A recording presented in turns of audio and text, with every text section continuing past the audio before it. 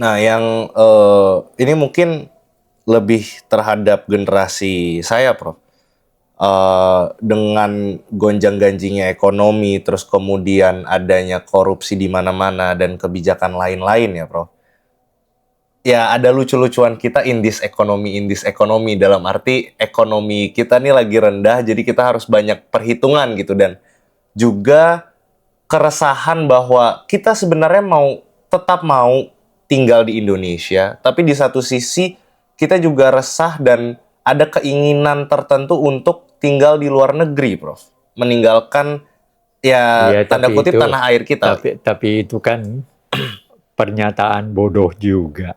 Tapi itu kan artinya buah dari keresahan, Prof. Iya, Anda resah, tapi kalau Anda mau ke luar negeri, apa yang terjadi? Yang terjadi di luar negeri Anda menderita juga kan? Bagaimana itu, Prof? Ya, coba lihat ada dia dibawa ke luar negeri, mau dibawa ke Thailand, lalu dibawa ke Myanmar, dijadikan apa? Itu kan khusus yang apa tenaga kerja macam-macam, Prof. Ini dalam arti profesional karena banyak juga di kita Ya, yang sekarang program-program tidak mudah untuk mendapatkan itu. Tidak ada yang larang kok. Kalau mau pergi, pergi aja. Nggak ada yang larang. Tapi persoalannya, apakah Anda punya kemampuan? Nah, let's say kalau misalkan memang beberapa dari kita yang punya. Ya silahkan. Tapi itu juga bagi saya misalkan yang masih ingin tetap di Indonesia, tapi memiliki keresahan tersebut, artinya kan ada banyak masalah yang harus kita tambal gitu, Bro. Iya, memang iya. Memang iya. Nah, bagi generasi Kita udah tahu akan hal ini semua kebusukan yang terjadi. Nggak perlu dipertanyakan. Nah, kalau Anda mau pergi, sekarang misalnya satu. Anda siap nggak dengan bahasa Inggris yang bagus, bahasa Prancis yang bagus? Kalau enggak ya, pergi Anda akan menjadi kacung aja. Betul. Iya kan? Jadi akhirnya tiba pada pendidikan. Nah, kalau pendidikannya baik, ya Anda bisa mendirikan pekerjaan sendiri atau tidak. Kalau memang tidak, ya udah pergi aja. Kenapa Anda tinggal di Indonesia kalau Anda punya kemampuan tertentu untuk pergi? Hanya itu aja. Nah, tapi untuk generasi muda sekarang menghadapi bagi kita yang tidak ingin keluar negeri dan punya keresahan yang sama, bagaimana cara menghadapi masa depan kita yang lagi goyah ini, Prof? Enggak, bukan pertanyaannya bagaimana caranya. Itu kan hal individual Anda. Tapi kalau untuk melihat negara kita yang seperti sekarang ini, iya, sekarang sejelek apapun keadaan sekarang, yang utama Anda perbaiki pendidikan Anda sendiri. Nah, tinggal setelah Anda dengan pendidikan yang baik, lalu Anda tetap tidak mendapatkan apa-apa di sini, ya pergi. Hanya itu pilihannya. Tapi otomatis, bentar lagi. Tapi emang menurut kakak itu bentuk keresahan yang menunjukkan kalau misalkan negara kita udah parah, tak? Ya, semua orang tahu kok. Itu, nah maksudnya kita tahu nih, semua orang tahu kalau misalkan negara kita itu lagi goyah. Tetap harus ada satu orang atau sekelompok yang memperbaikinya kan?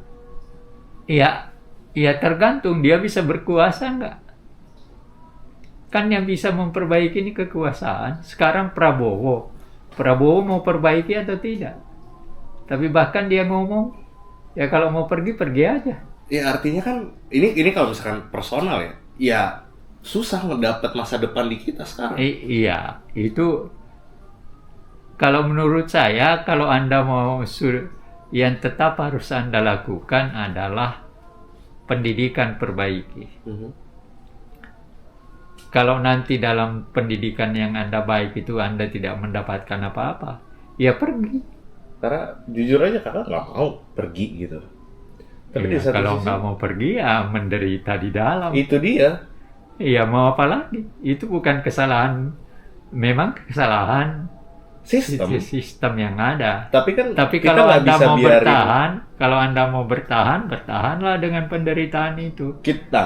Tapi kalau misalkan kakak mau di sini tapi kakak nggak mau menderita, gimana caranya kakak ubah sistem itu? Atau gimana Iya, caranya Anda ada punya kelompok? kekuatan nggak? Anda punya kekuatan nggak untuk merubah?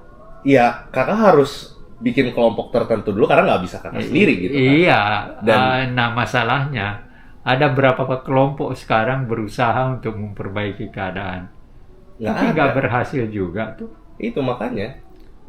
Jadi Iya, kayak makanya. Jadi ya, ya berarti udah iya tanda kutip takdir sudah pasti kalau negara kita nggak akan kemana-mana. ya itu sebabnya kan saya sudah berkali-kali ngomong, saya khawatir kita tidak akan mungkin mendapatkan yang namanya Indonesia. Iya udah pasti sih kalau itu. Iya. Kalau 2045 udah nggak mungkin. Iya, makanya. Udah tinggal 19 tahun lagi malah. Makanya kan. Jadi tidak akan.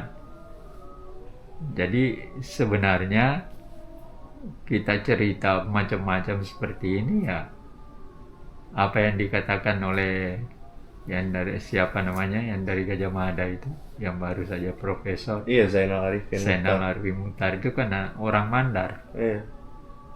Ya benar. Benar ya. Benar. Semuanya didramatisir. Iya.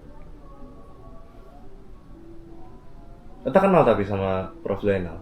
Oh, pernah di saya selalu ketemu di Lemanas, pernah bersama dengan siapa namanya, sekarang anggota Wakil Ketua Mahkamah Konstitusi di Fakultas. Sering diskusi dengan dia. Satu-satunya anak Mandar yang hebat ya itu. Ya idealisme waktu SMP SMA melihat bisa nih masa depan cerah, tapi makin kesini susah. Ya itu teman-teman kakak yang misalkan HMI contoh, korupsi juga dari bawah. Padahal dia cuma cabang. Ya itu sebenarnya kan itu yang merupakan kesalahan kan. Jadi karena kita tahu lah Abraham Samad juga kemarin di video kita bilang kalau misalkan memang ini sudah sistemik, jadi sistemnya yang bermasalah. Jadi tapi untuk kita generasi muda yang berjuang untuk tetap optimis berada di negara Indonesia yang kita mau dan kita mau menuju ke Indonesia emas itu bagaimana, Bro? Ya kalau keadaan sekarang tidak ada yang masih sistemnya seperti sekarang ya apa yang mau dirubah kan persoalannya itu. Jadi kalau mau memberikan perbaikan ya mulai dari pemerintah sekarang harus memikirkan apa sih yang rusak, bagaimana sistem itu yang harus dipotong lebih dulu. Ya selama itu tidak ada memikirkan ya tidak ada gunanya kita ngomong. Kan persoalannya di situ. Karena kita tidak memegang apa-apa. Mereka yang memegang semua kan. Ya silahkan aja. Tetap pada kekuasaan ya? Iya, tentu saja yang bisa mengatur kehidupan kita bersama kan kekuasaan. Kan itu. Nah, ini jadi berdasar tadi baru 6 bulan 10 kepala daerah di OTT KPK, ada pernyataan dari Perludem.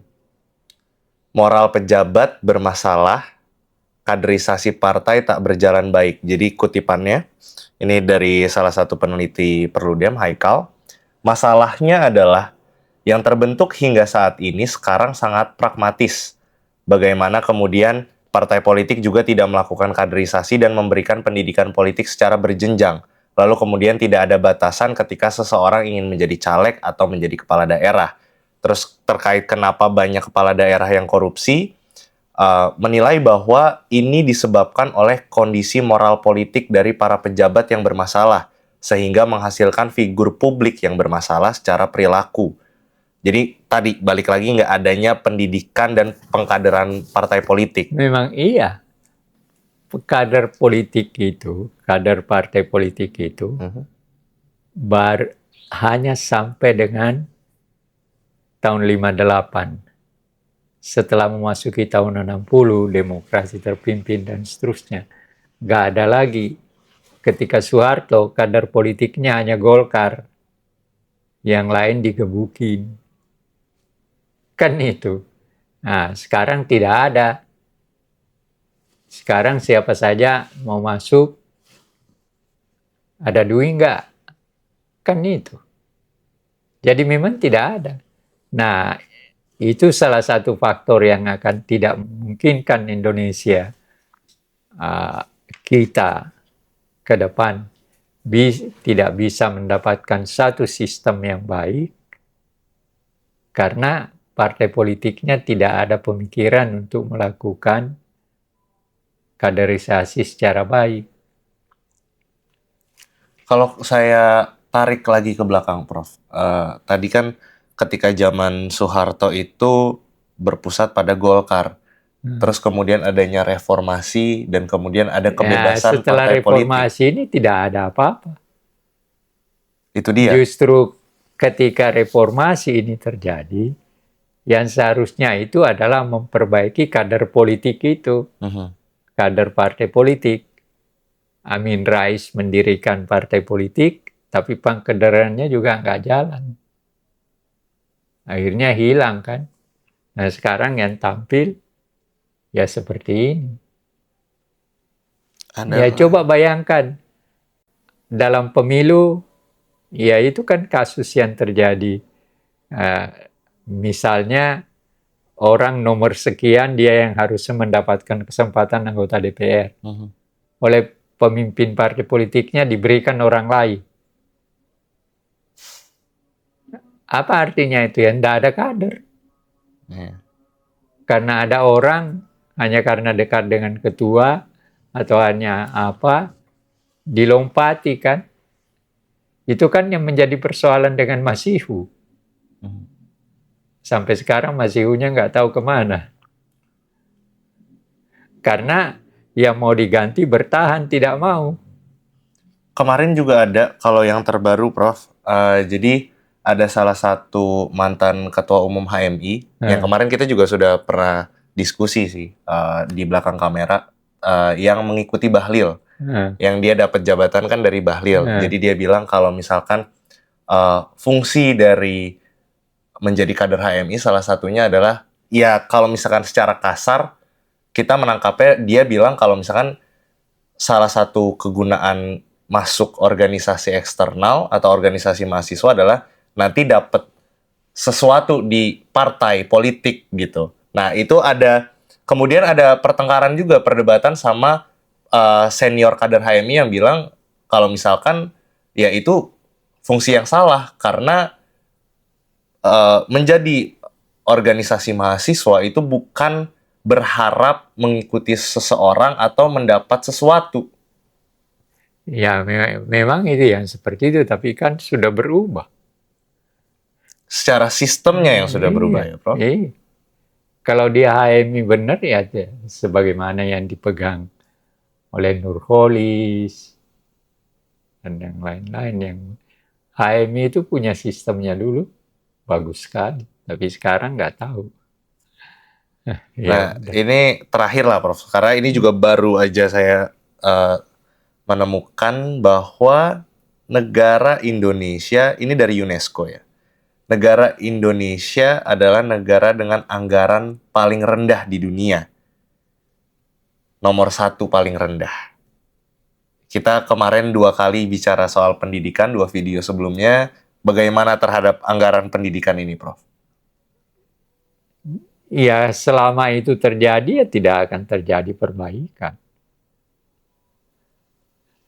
Hanya itu aja komentar saya. Nggak akan. Dan memang ada semacam pembiaran. Saya melihat itu. Ya, saya kira, ya tapi terlepas dari itu ya, kita masih, pertanyaannya kan, masih adakah harapan ke depan dengan sistem yang kacau balau seperti sekarang? Karena kalau dari ini kalau misalkan ya saya bacakan komen lagi ya Prof soal yang pendidikan kemarin, tapi yang video pertama menunjukkan kalau misalkan banyak dari masyarakat juga memang sadar. Contoh ini ada @benaku, kalau nilai-nilai hakikat pendidikan dirusak dengan sifat-sifat korupsi, niscaya peradaban bangsa akan runtuh. Yang terang benderang kasus ijazah, ya itu kasus lain lah. Pendidikan itu membangun prinsip-prinsip kemerdekaan dan kebebasan berpikir. Ada Ya, lagi semua orang kita tidak usah dilanjutkan. Mhm. Semua orang berharap dan kita merdeka kan karena pendidikan. Iya. Jadi ya seharusnya kita sadar bahwa untuk melangkah ke depan dengan hasil yang lebih baik, ya pendidikannya harus baik. Kalau enggak ya enggak. Kan itu. Kalau tidak ada pendidikan, kita tidak merdeka. Andai kata Belanda, makanya Belanda kan merasa menyesal kenapa terlalu cepat memberikan pendidikan kepada Indonesia. orang Indonesia. Dengan pendidikan itu kan maka pergerakan nasional berkembang menjadi merdeka akhirnya kita. Nah sekarang tujuan kita untuk merdeka adalah untuk kemakmuran, keadilan. Tapi persoalannya apakah itu akan tercapai kalau pendidikannya buruk seperti ini? Ya nggak akan terjadi. Ini ada menarik soalnya dari komen ini juga salah satunya. Kita dimerdekakan oleh orang terdidik, dikuasai oleh yang tidak terdidik, diselamatkan oleh terdidik, tapi laporan tidak diterima orang tidak terdidik, disetarakan oleh terdidik, dijatuhkan oleh yang tak terdidik. Jadi kita dibangun oleh orang yang terdidik, tapi sekarang kita jatuh juga karena orang-orang yang tidak terdidik dan tidak tercerahkan itu, Prof. Ya, itu fakta aja. Jadi saya kira ya nanti kita lanjutkan lagi melihat perkembangan-perkembangan ke depan. Jadi Iya. kalau kita tarik kesimpulan lah Prof dari hampir sejam lah ini kita bicara soal kasus ada Febri Adriansyah dan OTT Bupati Lombok Barat ini bagaimana? Iya itu akhirnya yang menjadi persoalan langkah-langkah apa yang ditempuh oleh sistem yang sedang kita laksanakan sekarang. Apakah itu berhasil atau tidak? Hanya itu aja. Dan kita udah melihat bahwa gejalanya tidak berhasil kan. Nah, persoalannya bagaimana kemungkinan yang tidak berhasil ini kita rubah untuk menjadi kemungkinan berhasil. Hanya itu aja. Dan siapa yang berhak melakukan itu? Pemerintah dan masyarakat. Pemerintah melakukan berbagai hal, diawasi oleh masyarakat. Hanya itu aja. Iya.